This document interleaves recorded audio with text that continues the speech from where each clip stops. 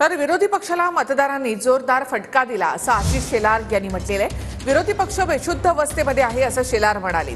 मतदारांनी दिलेल्या फटक्यानं अजून विरोधक सावरलेले नाहीत असं आशिष शेलार यांनी म्हटलंय।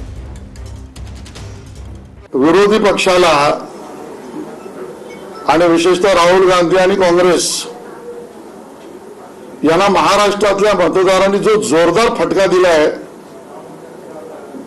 त्या फटक्यानंतर हे विरोधी पक्षातली लोक शुद्धीवर यायचं नावच घेत नाहीत। विरोधी पक्ष बेशुद्ध अवस्थेत आहे। वेळीच शुद्धीत अवस्थेत या राहुल गांधीजी, हा आमचा तुम्हाला सल्ला आहे। निवडणुकीत पराभव का झाला याचं आत्मचिंतन करण्याऐवजी राहुल गांधी आणि विरोधी पक्ष आत्मपराभवाचं जाहीर प्रदर्शन करतायत।